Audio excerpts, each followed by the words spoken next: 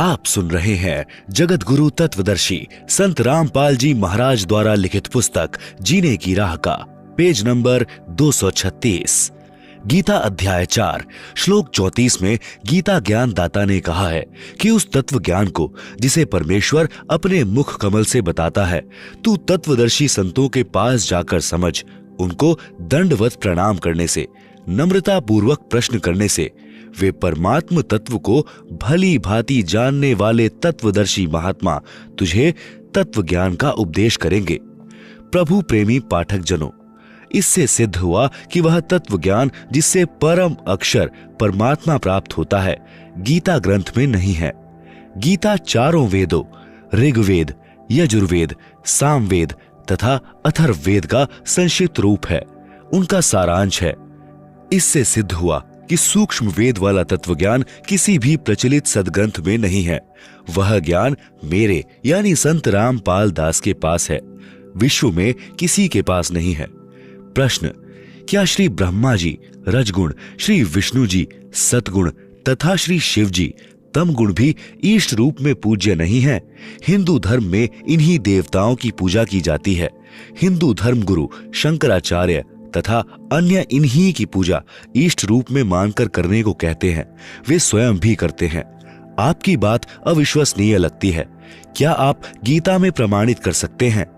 उत्तर, हिंदू धर्म के धर्म गुरुओं को अपने सदग्रंथों का ही ज्ञान नहीं। जैसे अक्षर ज्ञान देने वाले अध्यापक को अपने पाठ्यक्रम की पुस्तकों के उल्लेख का ही ज्ञान नहीं, तो वह अध्यापक विद्यार्थियों के लिए हानिकारक होता है। वह शिक्षक ठीक नहीं। यही दशा हिंदू धर्म के धर्म गुरुओं की है। प्रमाण, श्रीमद् भगवद गीता अध्याय 7 श्लोक 12 से 15 में गीता ज्ञान दाता ने कहा है कि तीनों गुणों से, रजगुण श्री ब्रह्मा जी से उत्पत्ति, सतगुण श्री विष्णु जी से स्थिति तथा तम गुण श्री शंकर जी से संहार जो हो रहा है, उसका निमित्त मैं हूं, परंतु उनमें मैं तथा वे मुझ में नहीं है। गीता अध्याय 7 श्लोक 12। पहले ये प्रमाणित करते हैं कि रजगुण ब्रह्मा, सतगुण विष्णु तथा तम गुण शिव शंकर हैं। पहला मार्कंडेय पुराण गीता प्रेस गोरखपुर से प्रकाशित केवल हिंदी सचित्र मोटा टाइप के पृष्ठ 123 पर लिखा है कि ब्रह्मा, विष्णु तथा महेश ब्रह्म की प्रधान शक्तियां हैं। ये ही 3 गुण हैं, ये ही 3 देवता हैं।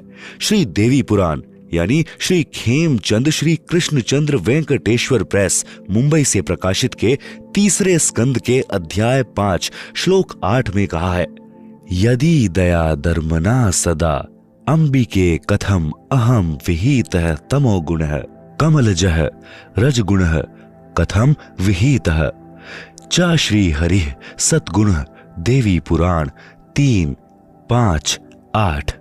आप सुन रहे हैं जगत गुरु तत्वदर्शी संत रामपाल जी महाराज द्वारा लिखित पुस्तक जीने की राह का पेज नंबर 237।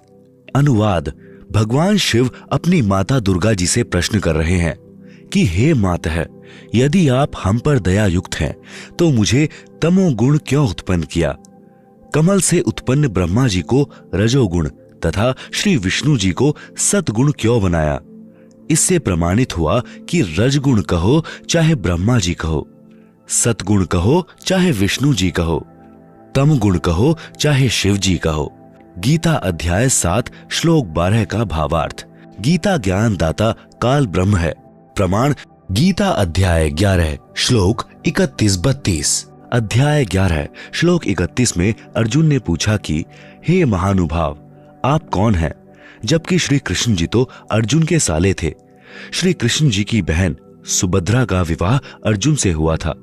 विचार करें कि यदि गीता ज्ञान दाता श्री कृष्ण होते तो अर्जुन को यह जानने की नौबत नहीं आती कि आप कौन हो। क्या जीजा अपने साले को नहीं जानता? वास्तव में श्री कृष्ण जी के शरीर में प्रेतवश प्रवेश करके काल ब्रह्म गीता ज्ञान बोल रहा था। अधिक प्रमाण के लिए पढ़ें पुस्तकें गीता तेरा ज्ञान अमृत, गहरी नजर गीता में, ज्ञान गंगा, आध्यात्मिक ज्ञान गंगा तथा देखें सत्संगों की DVD श्रीमद् भगवद गीता का ज्ञान किसने बोला। ये सब हमारी वेबसाइट www.jagatgururampalji.org पर उपलब्ध है। निशुल्क डाउनलोड कर सकते हैं। YouTube पर भी संत रामपाल जी महाराज सत्संग सर्च कर सकते हैं। गीता ज्ञान दाता काल ब्रह्म है, जो गीता अध्याय 11 श्लोक 32 में स्वयं कह रहा है कि मैं काल हूं, अब प्रवृत्त हुआ हूं, अर्थात अब प्रकट हुआ हूं। यदि श्री कृष्ण जी गीता ज्ञान बोल रहे होते तो यह नहीं कहते कि मैं अब आया हूं, क्योंकि श्री कृष्ण जी तो पहले ही विद्यमान थे। श्री कृष्ण जी ने कभी पहले नहीं कहा कि मैं काल हूं, न कभी बाद में कहा कि सबका नाश करने वाला बढ़ा हुआ काल हूं। कौरवों की सभा में अपना विराट रूप भी दिखाया था। विराट रूप भक्ति युक्त प्रत्येक आत्मा का होता है, कोई कोई ही इसे प्रकट कर सकता है। यह भक्ति की शक्ति अनुसार होता है। गीता ज्ञान दाता ने गीता अध्याय 11 श्लोक 47 में कहा है कि अर्जुन, मेरा यह विराट रूप तेरे अतिरिक्त पहले किसी ने नहीं देखा है। पाठकों से निवेदन है कि श्री कृष्ण जी ने तो अपना विराट रूप पहले कौरवों की सभा में दिखाया था, जो उपस्थित सैकड़ों कौरवों सहित हजारों ने देखा था। यदि श्री कृष्ण जी गीता ज्ञान बोल रहे होते तो यह कदापि नहीं कहते कि यह मेरा विराट रूप तेरे अतिरिक्त पहले किसी ने नहीं देखा था। इससे स्पष्ट है कि गीता ज्ञान दाता काल ब्रह्म है, जिसे गीता अध्याय 15 श्लोक 16 में शर पुरुष कहा गया है, जिसने गीता अध्याय 8 श्लोक 13 में कहा है कि ओम इति एकाक्षरम ब्रह्म व्याहरण माम अनुस्मरण यह प्रयाति त्यजन देहम सह याति परमाम गतिम। आप सुन रहे हैं जगत गुरु तत्वदर्शी संत रामपाल जी महाराज द्वारा लिखित पुस्तक जीने की राह का पेज नंबर 238। सरलार्थ। गीता ज्ञान दाता ने कहा है कि माम ब्रह्म यानी मुझ ब्रह्म का, ओम इति एकाक्षरम यानी यह एक ओम अक्षर है, व्याहरण यानी उच्चारण करके, अनुस्मरण यानी स्मरण करता हुआ, यह प्रयाति त्यजन देहम जो साधक शरीर त्याग कर जाता है, सह याति परमाम गतिम वह ओम नाम से होने वाली परम गति को प्राप्त होता है। इसी को और स्पष्ट करता हूं। श्री देवी पुराण सचित्र मोटा टाइप केवल हिंदी, गीता प्रेस गोरखपुर से प्रकाशित के 7वें स्कंद में पृष्ठ 562-563 पर प्रकरण इस प्रकार है। श्री देवी जी राजा हिमालय को ब्रह्म ज्ञानोपदेश देती हैं। कहा कि हे राजन, तू ओम नाम का जाप कर, जिससे ब्रह्म की प्राप्ति होती है। यह ओम नाम ब्रह्म जाप मंत्र है और सब बातों को, पूजाओं को त्याग कर केवल एक ओम नाम का जाप कर। ब्रह्म प्राप्ति का उद्देश्य रख, तेरा कल्याण हो। इससे ब्रह्म को प्राप्त हो जाएगा। वह ब्रह्म दिव्य आकाश रूपी ब्रह्म लोक में रहता है। इस देवी महापुराण से स्पष्ट हुआ कि ओम नाम जाप ब्रह्म का है। अन्य प्रमाण श्री शिव महापुराण गीता प्रेस गोरखपुर से प्रकाशित सचित्र मोटा टाइप के विधवेश्वर संहिता के पृष्ठ 23 से 25 पृष्ठ पर प्रकरण इस प्रकार है। एक समय श्री ब्रह्मा जी रजगुण तथा विष्णु जी सतगुण का युद्ध हो गया। कारण था कि ब्रह्मा जी ने श्री विष्णु जी के निवास पर जाकर कहा कि हे अभिमानी, तूने मेरे आने पर उठकर सत्कार नहीं किया। तू पुत्र होकर भी पिता का सत्कार नहीं करता। मैं सर्व जगत की उत्पत्ति करने वाला सबका पिता हूँ। यह वचन सुनकर श्री विष्णु जी को अंदर से तो बहुत क्रोध आया, परंतु ऊपर से मुस्कुराते हुए कहा कि आजा पुत्र, मैं तेरा पिता हूँ। तेरी उत्पत्ति मेरे नाभि कमल से हुई है। इसी बात पर दोनों ने हथियार उठा लिए, आपस में युद्ध करने लगे। उसी समय काल ब्रह्म ने इन दोनों के बीच में एक तेजोमय स्तंभ खड़ा कर दिया, जिस कारण से दोनों ने युद्ध करना बंद कर दिया। उसी समय काल ब्रह्म ने अपने पुत्र शिव का रूप बनाया तथा अपनी पत्नी दुर्गा को पार्वती बनाकर उनके पास प्रकट हो गए। उन दोनों से कहा कि तुम दोनों को ज्ञान नहीं है कि यहाँ का ईश कौन है। मैं ब्रह्म हूँ, यह संसार मेरा है। हे विष्णु तथा ब्रह्मा, तुम दोनों ने तप करके मेरे से एक एक कृत प्राप्त किए हैं। ब्रह्मा को सृष्टि की उत्पत्ति तथा विष्णु को स्थिति।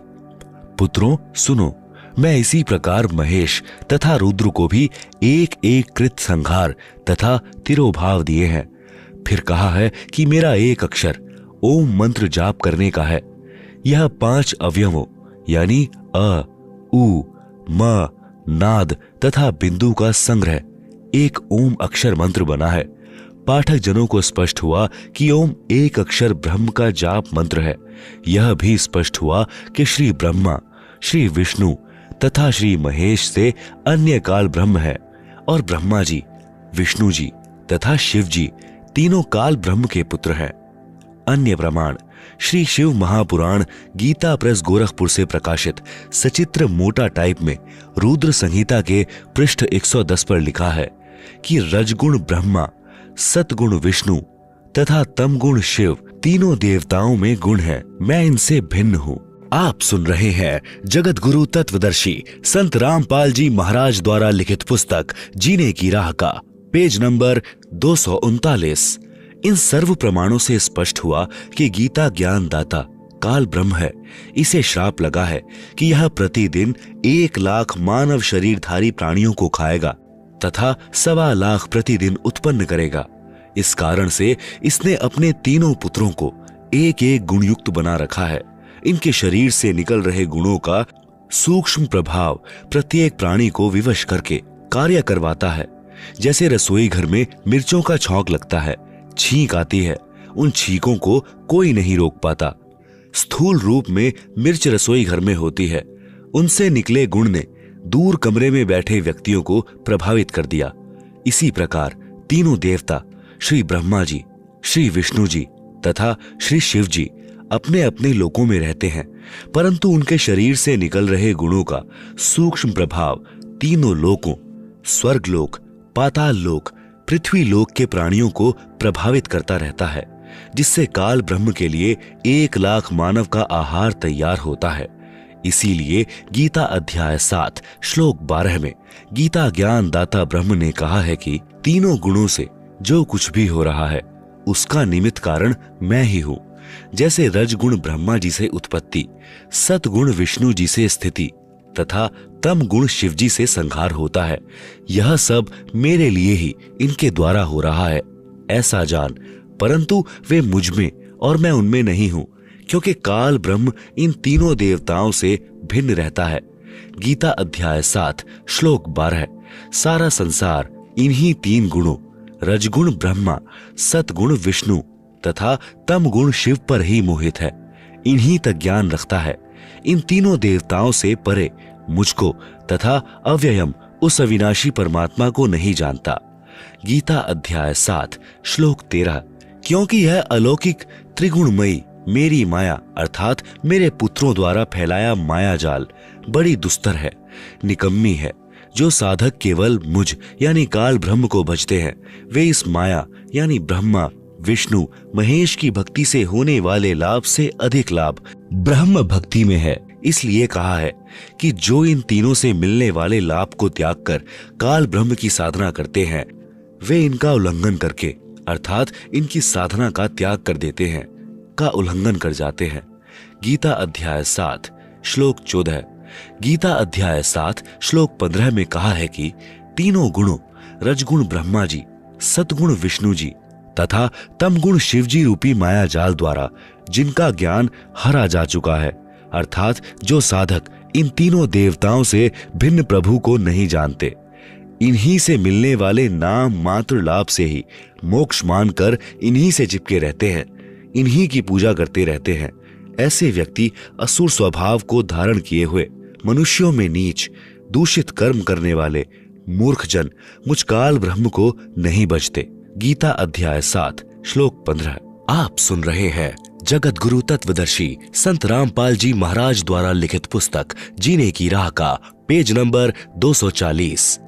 गीता अध्याय 14 श्लोक 19 में गीता ज्ञान दाता ने कहा है कि जिस समय दृष्टा अर्थात तत्व ज्ञान सुनने वाला और जो तीनों गुणों रजगुण ब्रह्मा, सतगुण विष्णु तथा तम गुण शिव की इष्ट रूप में पूजा करने वाला अपनी पुरानी धारणा को नहीं बदलता, अर्थात इन तीनों के अतिरिक्त किसी को कर्ता नहीं मानता और इन तीनों से परे पूर्ण परमात्मा का ज्ञान भी प्राप्त कर लेता है, वह मेरे ही जाल में रह जाता है।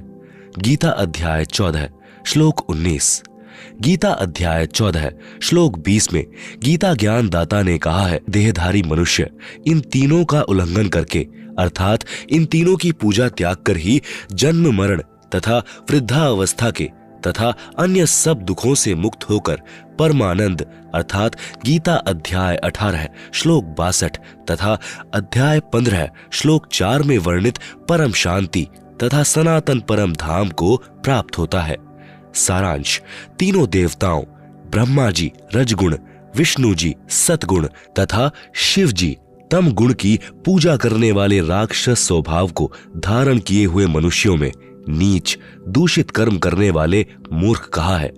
भावार्थ है कि इनकी पूजा नहीं करनी चाहिए। कारण 1, श्री ब्रह्मा जी रजगुण की पूजा हिरण्यकश्यप ने की थी, अपने पुत्र प्रहलाद का शत्रु बन गया, राक्षस कहलाया, कुत्ते वाली मौत मरा। 2, श्री शिव जी तमगुण की पूजा रावण ने की थी, जगत जननी सीता को उठाया, पत्नी बनाने की कुचेष्टा की, राक्षस कहलाया, कुत्ते की मौत मरा। भस्मासुर ने भी तम गुण शिव जी की पूजा की थी, राक्षस कहलाया, बेमौत मारा गया। 3, श्री विष्णु जी की पूजा करने वाले वैष्णव कहलाते हैं। एक समय हरिद्वार में एक कुंभ का पर्व लगा। उस पर्व में स्नान करने के लिए सर्व संत गिरी, पुरी, नाथ, नागा पहुंच गए। नागा श्री शिवजी तमगुण के पुजारी होते हैं तथा वैष्णव श्री विष्णु सद्गुण के पुजारी होते हैं। सभी हरिद्वार में हर की पैड़ी पर स्नान करने की तैयारी करने लगे, जो संख्या में लगभग 20,000 थे।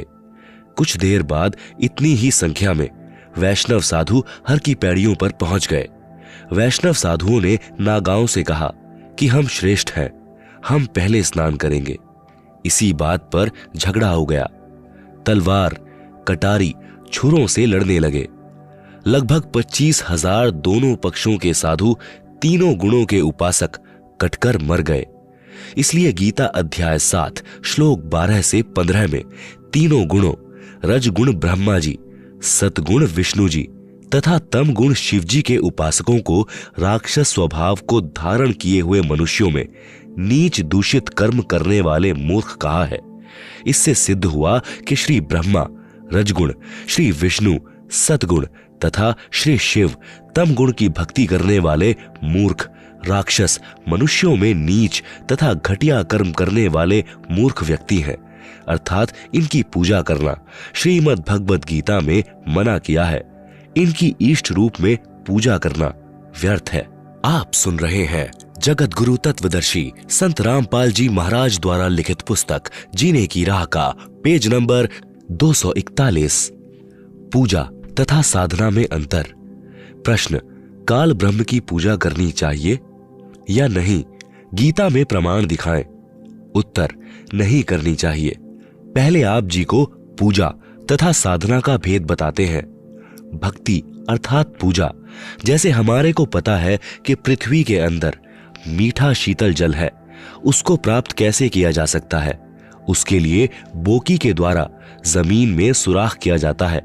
उस सुराख यानी बोर में लोहे की पाइप डाली जाती है, फिर हैंडपंप यानी नल की मशीन लगाई जाती है, तब वह शीतल जीवन दाता जल प्राप्त होता है। हमारा पूज्य जल है। उसको प्राप्त करने के लिए प्रयोग किए गए उपकरण तथा प्रयत्न साधना जाने। यदि हम उपकरणों की पूजा में लगे रहे तो जल प्राप्त नहीं कर सकते। उपकरणों द्वारा पूज्य वस्तु प्राप्त होती है। अन्य उदाहरण, जैसे पतिव्रता स्त्री परिवार के सर्व सदस्यों का सत्कार करती है, सास ससुर का माता पिता के समान, ननंद का बड़ी छोटी बहन के समान, जेठ देवर का बड़े छोटे भाई के समान, जेठानी देवरानी का बड़ी छोटी बहनों के समान, परंतु वह पूजा अपने पति की करती है। जब वे अलग होते हैं तो अपने हिस्से की सर्व वस्तुएं उठाकर अपने पति वाले मकान में ले जाती हैं। अन्य उदाहरण, जैसे हमारी इच्छा आम खाने की होती है, हमारे लिए आम का फल पूज्य है। उसे प्राप्त करने के लिए धन की आवश्यकता पड़ती है। धन संग्रह करने के लिए मजदूरी, नौकरी, खेती बाड़ी करनी पड़ती है, तब आम का फल प्राप्त होता है। इसलिए आम पूज्य है तथा अन्य क्रिया साधना है। साध्य वस्तु को प्राप्त करने के लिए साधना करनी पड़ती है।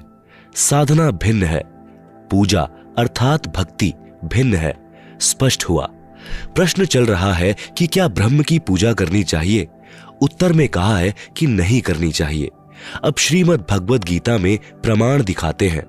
गीता अध्याय 7 श्लोक 12 से 15 में तो गीता ज्ञान दाता ने बता दिया कि तीनों गुणों रजगुण श्री ब्रह्मा जी, सतगुण श्री विष्णु जी तथा तम गुण श्री शिव जी की भक्ति व्यर्थ है। फिर गीता अध्याय 7 के श्लोक 16, 17, 18 में गीता ज्ञान दाता ब्रह्म ने अपनी भक्ति से होने वाली गति अर्थात मोक्ष को अनुत्तम अर्थात घटिया बताया है कि मेरी भक्ति 4 प्रकार के व्यक्ति करते हैं। पहले अर्थार्थी, धन लाभ के लिए वेदों अनुसार अनुष्ठान करने वाले। दूसरे आर्त, संकट निवारण के लिए वेदों अनुसार अनुष्ठान करने वाले। तीसरे जिज्ञासु, परमात्मा के विषय में जानने के इच्छुक, ज्ञान ग्रहण करके स्वयं वक्ता बन जाने वाले। इन तीनों प्रकार के ब्रह्म पुजारियों को व्यर्थ बताया है। आप सुन रहे हैं जगत गुरु तत्वदर्शी संत रामपाल जी महाराज द्वारा लिखित पुस्तक जीने की राह का पेज नंबर 242। चौथे ज्ञानी को पता चलता है कि मनुष्य जन्म बड़ा दुर्लभ है। मनुष्य जीवन प्राप्त करके आत्म कल्याण कराना चाहिए। उन्हें यह भी ज्ञान हो जाता है कि अन्य देवताओं की पूजा से मोक्ष लाभ होने वाला नहीं है। इसलिए एक परमात्मा की भक्ति अनन्य मन से करने से पूर्ण मोक्ष संभव है। उनको तत्वदर्शी संत न मिलने से उन्होंने जैसा भी वेदों को जाना, उसी आधार से ब्रह्म को एक समर्थ प्रभु मानकर यजुर्वेद अध्याय 40 मंत्र 15 से ओम नाम लेकर भक्ति की, परंतु पूर्ण मोक्ष नहीं हुआ। ओम नाम ब्रह्म साधना का है, उससे ब्रह्मलोक प्राप्त होता है, जो कि पूर्व में प्रमाणित किया जा चुका है। गीता अध्याय 8 श्लोक 16 में कहा है कि ब्रह्मलोक पर्यंत सब लोग पुनरावृत्ति में है, अर्थात ब्रह्मलोक में गए साधक भी पुनः लौटकर संसार में जन्म मृत्यु के चक्र में गिरते हैं। काल ब्रह्म की साधना से वह मोक्ष प्राप्त नहीं होता, जो गीता अध्याय 15 श्लोक 4 में बताया है कि तत्व ज्ञान से अज्ञान को काटकर परमेश्वर के उस परम पद की खोज करनी चाहिए, जहां जाने के पश्चात साधक फिर लौटकर संसार में कभी वापस नहीं आते। गीता अध्याय 7 श्लोक 18 में गीता ज्ञान दाता ने कहा है कि ये ज्ञानी आत्मा जो चौथे नंबर के ब्रह्म के साधक कहे हैं, है तो उदार अर्थात नेक, परंतु ये तत्व ज्ञान के अभाव से मेरी अनुत्तम गति में ही स्थित रहे। गीता ज्ञान दाता ने अपनी साधना से होने वाली गति को भी अनुत्तम अर्थात घटिया कहा है। इसलिए ब्रह्म पूजा करना भी उचित नहीं। कारण, एक चुणक नाम का ऋषि ज्ञानी आत्मा था। उसने ओम नाम का जाप तथा हठ योग हजारों वर्ष किया, जिससे उसमें सिद्धियां आ गई। ब्रह्म की साधना करने से जन्म मृत्यु स्वर्ग नरक का चक्र सदा बना रहेगा, क्योंकि गीता अध्याय 2 श्लोक 12, गीता अध्याय 4 श्लोक 5, गीता अध्याय 10 श्लोक 2 में गीता ज्ञान दाता ब्रह्म ने कहा है कि अर्जुन, तेरे और मेरे अनेकों जन्म हो चुके हैं, तू नहीं जानता, मैं जानता हूं। तू, मैं तथा ये सर्व राजा लोग पहले भी जन्मे थे, आगे भी जन्मेंगे। यह न सोच कि हम सब अब ही जन्मे हैं। मेरी उत्पत्ति को महर्षि जन तथा ये देवता नहीं जानते, क्योंकि ये सब मेरे से उत्पन्न हुए हैं। इससे स्वसिद्ध है कि जब गीता ज्ञान दाता ब्रह्म भी जन्मता मरता है, तो इसके पुजारी अमर कैसे हो सकते हैं। इससे यह सिद्ध हुआ कि ब्रह्म की उपासना से वह मोक्ष नहीं हो सकता, जो गीता अध्याय 18 श्लोक 62 में तथा अध्याय 15 श्लोक 4 में कहा है। इन श्लोकों में गीता ज्ञान दाता ने स्पष्ट निर्देश दिया है कि हे भारत, तू सर्वभाव से उस परमेश्वर परम अक्षर ब्रह्म की शरण में जा। उस परमेश्वर की कृपा से ही तू परम शांति को तथा सनातन परम धाम अर्थात सत्यलोक को प्राप्त होगा तत्व ज्ञान समझकर उसके पश्चात परमात्मा के उस परम पद की खोज करनी चाहिए, जहां जाने के पश्चात साधक फिर लौटकर संसार में कभी नहीं आते। विचार करें कि गीता ज्ञान दाता तो स्वयं जन्मता मरता है, इसलिए ब्रह्म की पूजा से होने वाली गति अनुत्तम कही है। आप सुन रहे हैं जगत गुरु तत्वदर्शी संत रामपाल जी महाराज द्वारा लिखित पुस्तक जीने की राह का पेज नंबर 243। अब चुणक ऋषि का प्रसंग आगे सुनाते हैं। चुणक ऋषि ने ओम नाम का जाप तथा हठ योग किया। वेदों ऋग्वेद, यजुर्वेद, सामवेद, अथर्ववेद में बताई भक्ति से परमात्मा प्राप्ति नहीं होती। इसका प्रमाण गीता अध्याय 11 श्लोक 47-48 में है। गीता ज्ञान दाता ब्रह्म ने बताया है कि हे अर्जुन, मुझ काल ब्रह्म का यह विराट रूप है। मेरे इस रूप के दर्शन तेरे अतिरिक्त पहले किसी को नहीं हुए। मैंने तेरे ऊपर अनुग्रह करके यह रूप दिखाया है। मेरे इस रूप के दर्शन अर्थात ब्रह्म प्राप्ति न तो वेदों में वर्णित विधि से अर्थात ओम नाम के जाप से, न तप से, न हवन आदि आदि यज्ञों से होते हैं, अर्थात वेदों में वर्णित विधि से ब्रह्म प्राप्ति नहीं होती। यही कारण रहा कि चुणक जैसे ऋषि भी ब्रह्म को निराकार कहते रहे। चुणक ऋषि में सिद्धियां आ गई, जिस कारण से संसार में प्रसिद्ध हो गया। सिद्धि प्राप्त साधक अपनी वर्षों की साधना से की गई चार्ज बैटरी से किसी को श्राप देकर अपनी भक्ति का नाश करते हैं, किसी को आशीर्वाद देकर अपनी भक्ति का नाश करते हैं, किसी पर सिद्धि से जंत्र मंत्र करके अपनी भक्ति का नाश करते हैं तथा संसार में प्रशंसा के पात्र बनकर स्वयं प्रभु बन बैठते हैं। एक मानधाता चक्रवर्ती राजा था। उसका पूरी पृथ्वी पर राज्य था। उसने अपने राज्य में यह जांचना चाहा कि क्या पृथ्वी के अन्य राजा जो मेरे अधीन हैं, क्या उनमें से कोई स्वतंत्र होना चाहता है। इसलिए राजा ने अपने निजी घोड़े के गले में एक पत्र लिखकर बांध दिया कि जिस किसी राजा को मानधाता राजा की पराधीनता स्वीकार न हो, वह इस घोड़े को पकड़ ले और युद्ध के लिए तैयार हो जाए। राजा के पास 72 अक्षौणी सेना है। उस घोड़े के साथ सैकड़ों सैनिक भी चले। सारी पृथ्वी पर चक्कर लगाया, किसी राजा ने उस घोड़े को नहीं पकड़ा। इससे स्पष्ट हो गया कि पूरी पृथ्वी के छोटे राजा अपने चक्रवर्ती शासक मानधाता के अधीन हैं। सर्व सैनिक जो घोड़े के साथ थे खुशी से वापस आ रहे थे। रास्ते में ऋषि चुणक की कुटिया थी। चुणक ऋषि ने सैनिकों से पूछा, जो घोड़ों पर सवार थे कि हैं सैनिकों, कहां गए थे? इस घोड़े का सवार कहां गया? सैनिकों ने ऋषि जी को सर्व बात बताई। ऋषि ने कहा, क्या किसी ने राजा मानधाता का युद्ध नहीं स्वीकारा? सैनिक बोले कि है किसी की बाजुओं में दम, पिलाया है किसी माता ने दूध जो हमारे राजा के साथ युद्ध कर ले। राजा के पास 72 अक्षौणी अर्थात 72 करोड़ सेना है। जाड़ तोड़ देंगे यदि किसी ने युद्ध करने की हिम्मत की तो। ऋषि चुणक जो काल ब्रह्म का पुजारी था ने कहा कि हे सैनिकों, आपके राजा का युद्ध मैंने स्वीकार कर लिया। यह घोड़ा बांध दो मेरी कुटिया वाले वृक्ष से। सैनिक बोले कि हे कंगले, तेरे पास दाने तो खाने को नहीं है, क्या युद्ध करेगा तू राजा मानधाता के साथ? अपनी भक्ति कर ले, क्यों श्यात बोल रही है तेरी, अर्थात तेरी क्यों सामत आई है? ऋषि ने कहा, जो होगा सो देखा जाएगा। जाओ कह दो तुम्हारे राजा को कि तुम्हारा युद्ध चुणक ऋषि ने स्वीकार कर लिया है। राजा को पता चला तो सोचा कि आज एक कंगाल सिरफिरे ऋषि की हिम्मत हुई है, कल कोई और हिम्मत करेगा। बुराई को प्रारंभ में ही समाप्त कर देना चाहिए। जनता को भयभीत करने के लिए, एक व्यक्ति को मारने के लिए राजा ने 72 करोड़ सेना की 4 टुकड़ियां बनाई। एक टुकड़ी 18 करोड़ सैनिक पहले भेजे ऋषि से युद्ध करने के लिए।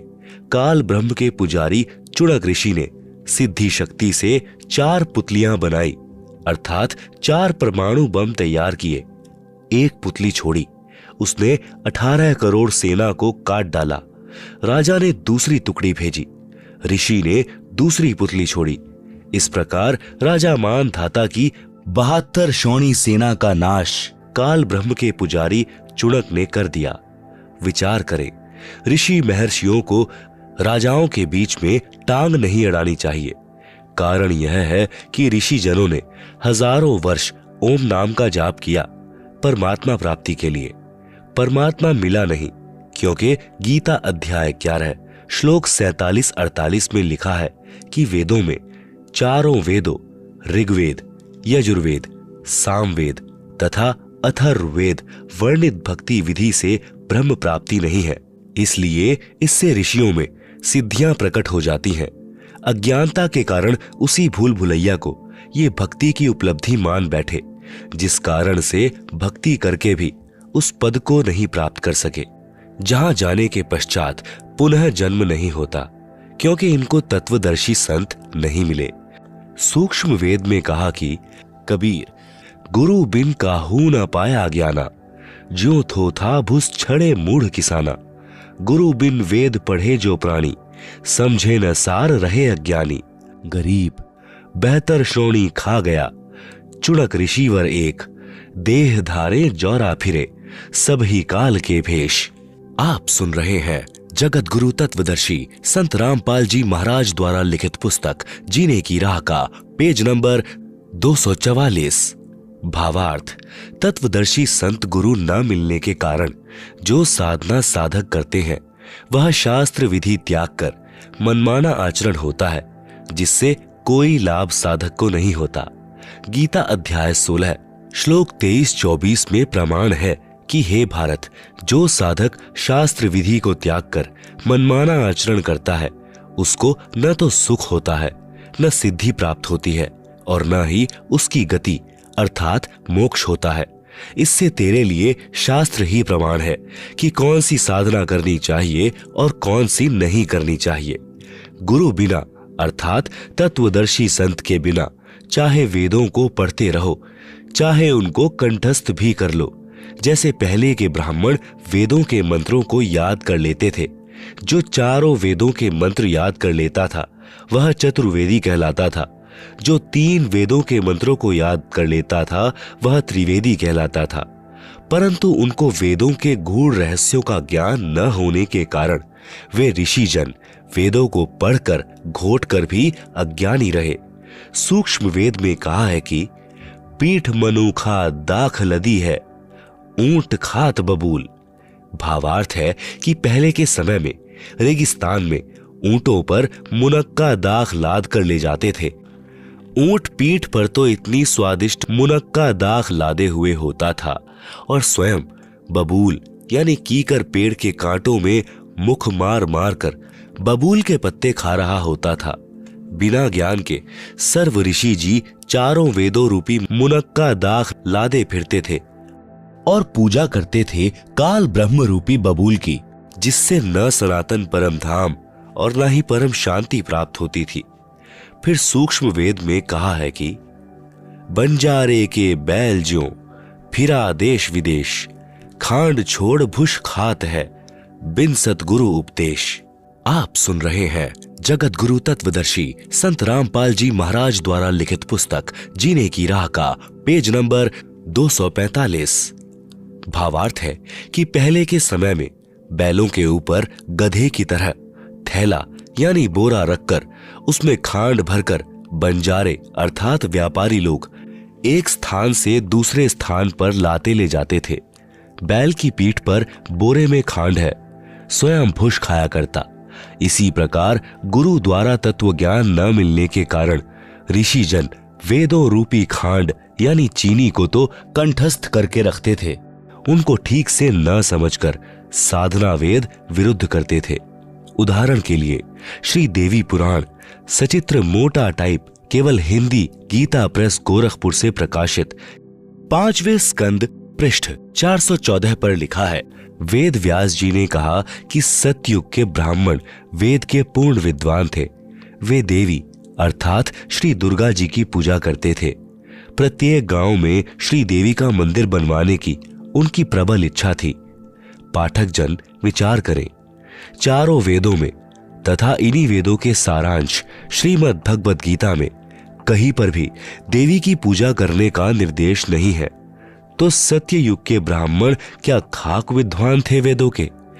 इसी श्रीदेवी पुराण के 7वें स्कंद में पृष्ठ 562-563 पर श्री देवी जी ने राजा हिमालय से कहा था कि तू मेरी पूजा भी त्याग दे। यदि ब्रह्म प्राप्ति चाहता है तो और सब बातों को त्याग कर केवल ओम का जाप कर।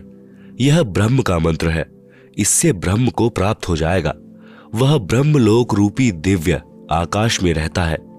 पाठक जन आसानी से समझेंगे कि जब सत्य युग के ब्राह्मणों का यह ज्ञान तथा साधना थी तो वर्तमान के ब्राह्मणों को क्या ज्ञान होगा।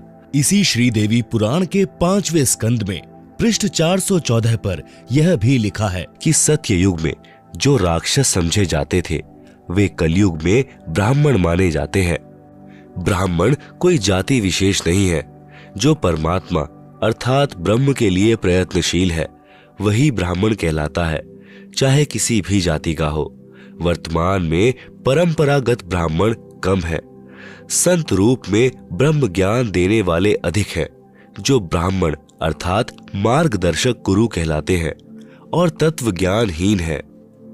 इसलिए कहा है कि तत्वदर्शी गुरु के बिना किसी को वेदों के गूढ़ रहस्यों का ज्ञान नहीं हुआ, जिस कारण से वेदों को पढ़ते थे परंतु साधना वेद विरुद्ध करते थे। वेदों व गीता में तीनों देवताओं श्री ब्रह्मा जी, श्री विष्णु जी तथा श्री शिव जी की पूजा करना निषेध है। सर्व हिंदू समाज ज्ञानहीन संतों द्वारा इन्हीं तीनों देवताओं पर केंद्रित कर रखा है। श्री देवी दुर्गा तथा विष्णु जी शिव जी की भक्ति कर तथा करा रहे हैं। पहले से ही यह लोक वेद यानी दंत कथा का ज्ञान चला आ रहा है, जो आज मेरे सामने दीवार बनकर खड़ी है। मैं शास्त्रोक्त ज्ञान बताता हूँ, प्रोजेक्टर पर दिखाता हूँ, परंतु पहले के अज्ञान को सत्य मानकर सत्य को आंखों देखकर भी विश्वास नहीं कर रहे, विरोध करते हैं, जेल में भिजवा देते हैं। सूक्ष्म वेद में कहा है कि वेद पढ़े पर भेद न जाने, बाँचे पुराण 18, पत्थर की पूजा करें बिसरे सिरजनहारा। आप सुन रहे हैं जगत गुरु तत्वदर्शी संत रामपाल जी महाराज द्वारा लिखित पुस्तक जीने की राह का पेज नंबर 246। भावार्थ है कि वेद तथा 18 पुराणों को पढ़ते हैं और मूर्ति की पूजा करते हैं। वेदोक्त सर्व के सृजनहार परम अक्षर ब्रह्म को भूल गए हैं। अन्य प्रभुओं की पूजा करके उस परम शक्ति तथा सनातन परम धाम अर्थात परमेश्वर के उस परम पद से वंचित रह जाते हैं, जो गीता अध्याय 18 श्लोक 62 तथा अध्याय 15 श्लोक 4 में कहा है। सूक्ष्म वेद में लिखा है कि गुरुआ गाम बिगाड़े संतो, गुरुआ गाम बिगाड़े, ऐसे कर्म जीव के ला दिए फिर झड़े नहीं झाड़े। भावार्थ है कि वेद ज्ञानहीन तत्व ज्ञान से अपरिचित गुरुओं ने गांव के गांव में शास्त्र विरुद्ध ज्ञान व भक्ति का अज्ञान सुनाकर उनको इतना भ्रमित कर दिया कि वे अब समझाए से भी शास्त्र विरुद्ध साधना को त्यागने के लिए तैयार नहीं होते।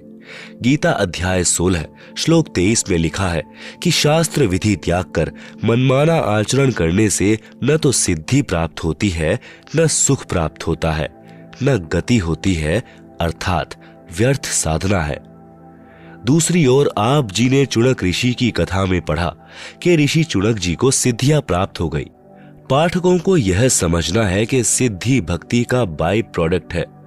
जैसे जौ का भी भूस यानी तूड़ा होता है जिसमें तुस बहुत होते हैं, पशु खाता है तो मुख में जख्म कर देते हैं। यह सिद्धि प्राप्त होती है काल ब्रह्म की भक्ति से, जो चुणक ऋषि जी को प्राप्त हुई। जो शास्त्र विधि अनुसार भक्ति करने से सिद्धि प्राप्त होती है वह गेहूं का भूस यानी तूड़ा समझे, जो पशुओं के लिए उपयोगी तथा खाने में सुगम होता है। भावार्थ है कि शास्त्र विधि अनुसार साधना न करने से जो सिद्धियां प्राप्त होती हैं वे साधक को नष्ट करती हैं, क्योंकि अज्ञानतावश ऋषि जन उनका प्रयोग करके किसी की हानि कर देते हैं। किसी को आशीर्वाद देकर अपनी भक्ति की शक्ति जो ओम नाम के जाप से होती है उसको समाप्त करके फिर से खाली हो जाते हैं। जैसे चुणक ऋषि जी ने मानधाता चक्रवर्ती राजा की 72 करोड़ सेना का नाश कर दिया, अपनी भक्ति की सिद्धि भी खो दी। सूक्ष्म वेद में कहा है कि बेहतर श्रोणी शय करी, चुणक ऋषिवर एक, देह धारे जौरा यानी मृत्यु फिरे, सब ही काल के भेष। भावार्थ, ऋषियों में सर्वश्रेष्ठ ऋषि चुणक जी ने 72 करोड़ सेना का नाश कर दिया। ये दिखाई तो देते हैं महात्मा, लेकिन जब इनसे पाला पड़ता है तो ये निकलते हैं सर्प जैसे। जरा सी बात पर श्राप दे देना, किसी से बेमतलब पंगा लेना, इनके लिए आम बात होती है। आप सुन रहे हैं जगत गुरु तत्वदर्शी संत रामपाल जी महाराज द्वारा लिखित पुस्तक जीने की राह का पेज नंबर 247। ऋषि दुर्वासा की कारगुजारी। एक दुर्वासा नाम के काल ब्रह्म के पुजारी ब्रह्म साधक थे। वे चले जा रहे थे। रास्ते में एक अप्सरा यानी स्वर्ग की स्त्री सुंदर मोतियों की माला पहने हुए थी। ऋषि दुर्वासा ने कहा कि यह माला मुझे दे। देवपरी को पता था कि ये ऋषि तो सर्प जैसे हैं, यदि मना कर दिया तो श्राप दे देते हैं। उस अप्सरा ने तुरंत माला गले से निकाली और ऋषि को आदर के साथ थमा दी। दुर्वासा ऋषि ने वह माला सिर पर बालों के जुड़े में डाल ली। चला जा रहा था। आगे से स्वर्ग का राजा इंद्र अपने ऐरावत हाथी पर बैठा आ रहा था। उसके आगे आगे अप्सराएं तथा गंधर्व जन गाते बजाते चल रहे थे। और भी करोड़ों देवी देवता साथ साथ सम्मान में चल रहे थे। दुर्वासा ऋषि ने माला अपने सिर से उठाकर इंद्र की ओर फेंक दी। इंद्र ने वह माला हाथी की गर्दन पर रख दी। हाथी ने वह माला अपने सूंड से उठाकर जमीन पर फेंक दी। जैसे इंद्र को कोई भक्त या देव कोई फूल माला भेंट करता था तो इंद्र उसको बाद में हाथी की गर्दन पर रख देता था। जब इंद्र हाथी पर बैठा हो, हाथी उसे उठाकर नीचे फेंक देता था। हाथी ने उस रूटीन में वह माला नीचे फेंक दी थी। इस बात से ऋषि दुर्वासा कुपित हो गए और बोले कि हे इंद्र, तेरे को राज्य का अभिमान है। मेरे द्वारा दी गई माला का तूने अनादर किया है। मैं श्राप देता हूं कि तेरा सर्व राज्य नष्ट हो जाए। देवराज इंद्र एकदम कांपने लगा और बोला, हे विप्र, मैंने आपकी माला को आदर से ग्रहण करके हाथी के ऊपर रखा था। हाथी ने अपनी औपचारिकता वश नीचे डाल दी। मुझे क्षमा करें। बार बार करबद्ध होकर हाथी से नीचे उतरकर दंडवत प्रणाम करके भी क्षमा याचना इंद्र ने की, परंतु दुर्वासा ऋषि नहीं माने और कहा कि जो मैंने कह दिया वह वापस नहीं हो सकता। कुछ ही समय में इंद्र का सर्वनाश हो गया, स्वर्ग उजड़ गया। एक बार दुर्वासा ऋषि जी द्वारका नगरी के पास जंगल में कुछ समय के लिए रुके। द्वारका वासियों को पता चला कि दुर्वासा जी अपनी नगरी के पास आए हैं। ये त्रिकालदर्शी महात्मा है, सिद्धि युक्त ऋषि हैं। द्वारकावासी श्री कृष्ण से अधिक शक्तिशाली किसी को नहीं मानते थे। श्री कृष्ण के पुत्र श्री प्रद्युम्न सहित कई यादवों ने योजना बनाई कि सुना है दुर्वासा जी त्रिकालदर्शी हैं, मन की बात भी बता देते हैं, अंतर्यामी हैं, उनकी परीक्षा लेते हैं। यह विचार करके प्रद्युम्न को गर्भवती स्त्री का स्वांग बनाकर 10-12 व्यक्ति साथ चले। एक व्यक्ति को उसका पति बना लिया। दुर्वासा जी के पास जाकर कहा कि हे ऋषि जी, इस स्त्री पर परमात्मा की कृपा बहुत दिनों पश्चात हुई है। इसको गर्भ रहा है, यह इसका पति है। ये दोनों उतावले हैं कि हमें पता चले कि गर्भ में लड़का है या कन्या। आप तो अंतर्यामी हैं, कृपया बताएं। उन्होंने प्रद्युम्न के पेट पर एक छोटी कढ़ाई बांध रखी थी। उसके ऊपर रुई का लोगड़ तथा पुराने वस्त्र बांधकर गर्भ बना रखा था। ऊपर स्त्री वस्त्र पहना रखे थे। ऋषि दुर्वासा जी ने दिव्य दृष्टि से देखा और जाना कि ये मेरा मजाक करने आए हैं। दुर्वासा जी ने कहा कि इस गर्भ से यादव कुल का नाश होगा। इतना कहकर क्रोधित हो गए। सर्व व्यक्ति वहां से खिसक गए। आप सुन रहे हैं जगत गुरु तत्वदर्शी संत रामपाल जी महाराज द्वारा लिखित पुस्तक जीने की राह का पेज नंबर 248। नगरी में यह बात आग की तरह फैल गई। ऋषि दुर्वासा जी ने श्राप दे दिया है कि यादवों का नाश होगा। उनको विश्वास था कि हमारे साथ सर्वशक्तिमान भगवान अखिल ब्राह्मण के नायक श्री कृष्ण है।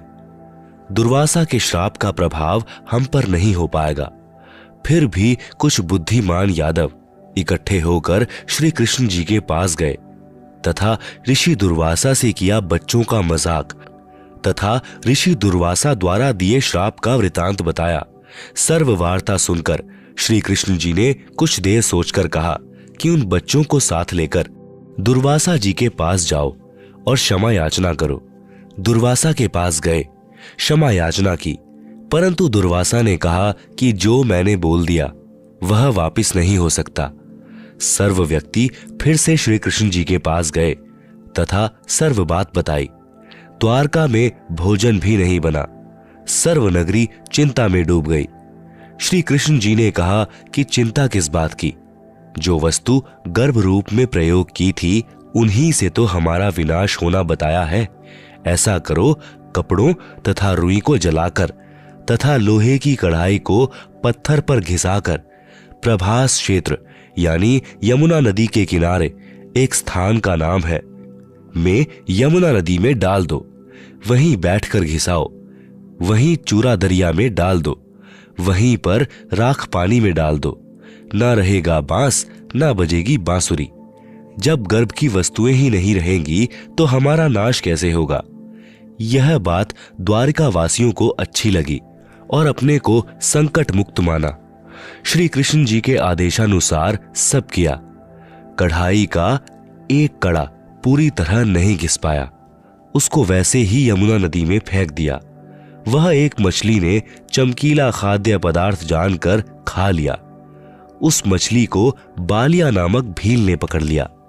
जब मछली को काटा तो उससे निकली धातु की जांच करने के पश्चात उसको अपने तीर को आगे के हिस्से में विष युक्त करवाकर लगवा दिया। उसे सुरक्षित रख लिया। जो कढ़ाई का लोहे का चूरा पानी में डाला था वह लंबे सरकंडे जैसे घास के रूप में यमुना नदी के किनारे किनारे पर उग गया। कुछ समय उपरांत द्वारिका नगरी में उत्पात मचने लगा। छोटी सी बात पर एक दूसरे का कत्ल करने लगे। आपस में वैर विरोध बढ़ गया। नगर के लोगों की यह दशा देखकर नगरी के गणमान्य व्यक्ति भगवान श्री कृष्ण जी के पास गए और जो कुछ भी नगरी में हो रहा था बताया और कारण तथा समाधान श्री कृष्ण जी से जानने की इच्छा व्यक्त की, क्योंकि श्री कृष्ण जी यादव तथा पांडवों के आध्यात्मिक गुरु थे। संकट का निवारण गुरुदेव से ही कराया जाता है। श्री कृष्ण जी ने कारण बताया कि दुर्वासा ऋषि का शाप फल रहा है। समाधान है कि सर्वनर यानी मेल यादव चाहे आज का जन्मा भी लड़का क्यों ना हो, सब प्रभास क्षेत्र में जहां पर उस कढ़ाई का चूर्ण डाला था जाकर यमुना में स्नान करो, तुम श्राप मुक्त हो जाओगे। सर्व द्वारिका वासियों ने श्री कृष्ण जी के आदेश का पालन किया। सर्व नर यादव प्रभास क्षेत्र में श्राप मुक्त होने के उद्देश्य से स्नान करने के लिए चले गए। ऋषि दुर्वासा के श्राप के कारण सर्व यादव समूह बनाकर इकट्ठे हो गए। पहले स्नान किया कि श्राप मुक्त होने के पश्चात हो सकता है कि आपसी मनमुटाव दूर हो जाए, परंतु ऐसा कुछ नहीं हुआ। पहले सबने स्नान किया, फिर आपस में गाली गलौज शुरू हुआ। फिर उस घास को उखाड़कर एक दूसरे को मारने लगे। जो घास यानी सरकंडे लोहे की कढ़ाई के चूर्ण से उगा था वह तलवार जैसा कार्य करने लगा। सरकंडे को मारते ही सिर धड़ से अलग होकर गिरने लगा। इस प्रकार सर्व यादव आपस में लड़कर मृत्यु को प्राप्त हो गए। कुछ 200-400 शेष रहे थे। उसी समय श्री कृष्ण जी भी वहीं पहुंच गए। उन्होंने भी उस घास को उखाड़ा, उसके लोहे के मूसल बन गए। शेष बचे अपने कुल के व्यक्तियों को स्वयं श्री कृष्ण जी ने मौत के घाट उतारा। आप सुन रहे हैं जगत गुरु तत्वदर्शी संत रामपाल जी महाराज द्वारा लिखित पुस्तक जीने की राह का पेज नंबर 249। इसके पश्चात श्री कृष्ण जी एक वृक्ष के नीचे विश्राम करने लगे। इतने में देव योग से वह बालिया नामक भील, जिसने उस लोहे की कढ़ाई के कड़े का विषाक्त तीर बनवाया था, उसी तीर को लेकर शिकार की खोज में उस स्थान पर आ गया जहां पर श्री कृष्ण जी विश्राम कर रहे थे। श्री कृष्ण जी के दाएं पैर के तलवे में पद्म बना था। उसमें 100 वाट के बल्ब जैसी चमक थी। वृक्ष की झुरमुट नीचे तक लटकी थी। उनके बीच से पद्म की चमक स्पष्ट नहीं दिख रही थी।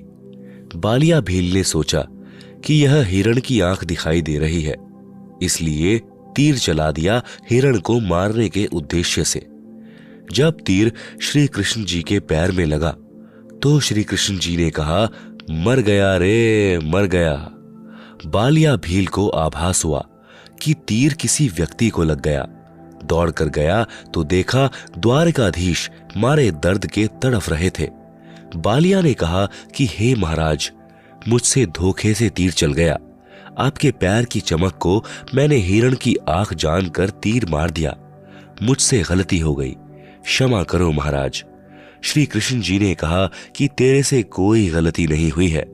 यह तेरा और मेरा पिछले जन्म का लेन देन है, वह मैंने चुका दिया है। तू त्रेता युग में सुग्रीव का भाई बाली था, मैं रामचंद्र पुत्र दशरथ था। मैंने भी तेरे को वृक्ष की ओट लेकर धोखे से मारा था। वह अदला बदला यानी टिट फॉर टैट पूरा किया है। इस प्रकार दुर्वासा ऋषि के श्राप से सर्व यादव कुल का नाश हुआ। जो वर्तमान में यादव है, ये वो है जो उस समय माताओं के गर्भ में थे, बाद में उत्पन्न हुए थे। सूक्ष्म वेद में लिखा है, दुर्वासा कोपे तहां समझ न आई नीच, 56 करोड़ यादव कटे मची रुधिर की कीच। सरलार्थ, दुर्वासा ने बच्चों के मजाक को इतनी गंभीरता से लिया कि उनके कुल का नाश करने का श्राप दे दिया। उस नीच दुर्वासा ने यह भी नहीं सोचा कि क्या अनर्थ हो जाएगा। बात कुछ भी नहीं थी। दुर्वासा नीच ऋषि ने इतना जुल्म कर दिया कि 56 करोड़ यादव कट कर मर गए और रक्त के बहने से कीचड़ बन गया। इसी प्रकार चुणक ऋषि ने बेमतलब पंगा लेकर मानधाता राजा की 72 करोड़ सेना का नाश कर दिया। आप सुन रहे हैं जगत गुरु तत्वदर्शी संत रामपाल जी महाराज द्वारा लिखित पुस्तक जीने की राह का पेज नंबर 250। एक कपिल नाम के ऋषि थे, जिनको भगवान विष्णु के 24 अवतारों में से एक अवतार भी माना जाता है। वे तपस्या कर रहे थे। एक सगड़ राजा था, उसके 60,000 पुत्र थे। किसी ऋषि ने बताया कि यदि एक तालाब, एक कुआं, एक बगीचा बना दिया जाए तो एक अश्वमेघ यज्ञ जितना फल मिलता है। राजा सगड़ के लड़कों ने यह कार्य शुरू कर दिया। समझदार व्यक्तियों ने उनसे कहा कि आप ऐसे जगह जगह तालाब, कुएं, बगीचे बनाओगे तो पृथ्वी पर अन्न उत्पन्न करने के लिए स्थान ही नहीं रहेगा। किसी राजा ने विरोध किया तो उससे लड़ाई कर ली। उस राजा सगड़ के लड़कों ने एक घोड़ा अपने साथ लिया, उसके गले में पत्र लिखकर बांध दिया कि यदि कोई हमारे कार्य में बाधा करेगा, वह इस घोड़े को पकड़ ले और युद्ध के लिए तैयार हो जाए। उन सिरफिरों से कौन टक्कर ले। पृथ्वी देवी भगवान विष्णु जी के पास गई। एक गाय का रूप धारण करके कहा कि हे भगवान, पृथ्वी पर एक सगड़ राजा है, उसके 60,000 पुत्र हैं। उनको ऐसी सिरड़ उठी है कि मेरे को खोद डाला। वहां मनुष्यों के खाने के लिए अन्न भी उत्पन्न नहीं हो सकता। भगवान विष्णु ने कहा, तुम जाओ, वे अब कुछ नहीं करेंगे। भगवान विष्णु ने देवराज इंद्र को बुलाया और समझाया कि राजा सगड़ के 60,000 लड़के यज्ञ कर रहे हैं। यदि उनकी 100 यज्ञ पूरी हो गई तो तुम्हारी इंद्र गद्दी उनको देनी पड़ेगी। समय रहते कुछ बनता है तो कर ले। इंद्र ने हलकारे अर्थात अपने नौकर भेजे, उनको सब समझा दिया। रात्रि के समय राजा सगड़ के पुत्र सोए पड़े थे। घोड़ा वृक्ष से बांध रखा था। उन देवराज के फरिश्तों ने घोड़ा खोलकर कपिल तपस्वी की जांग पर बांध दिया। कपिल ऋषि वर्षों से तपस्यारत था, जिस कारण से उसका शरीर अस्थि पिंजर जैसा हो गया था। आसन पदम लगाए हुए था। टांगे पतली पतली थी, जैसे वृक्ष की जड़ों की मिट्टी वर्षा के पानी से बह जाती है और जड़ों के बीच में 6-7 इंच का अंतर यानी गैप हो जाता है। ऋषि कपिल जी की टांगे ऐसी थी। इंद्र के हलकारों ने घोड़े को टांगों के बीच के रास्ते में से जांग के पास रस्से से बांध दिया।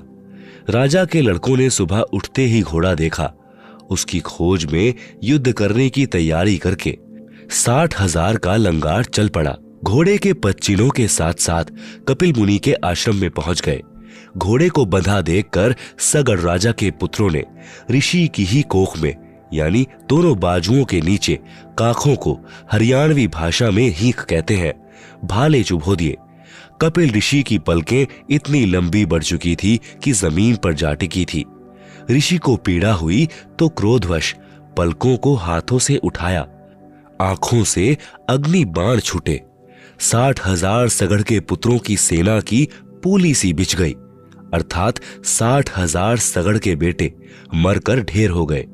सूक्ष्म वेद में कहा है कि 60,000 सगड़ के होते कपिल मुनीश्वर खाए। जय परमेश्वर की करें भक्ति तो अजर अमर हो जाए। 72 श्रोणी खा गया चुणक ऋषिवर एक। देह धारे जौरा फिरे सभी काल के भेष। दुर्वासा कोपे तहां समझ न आई नीच।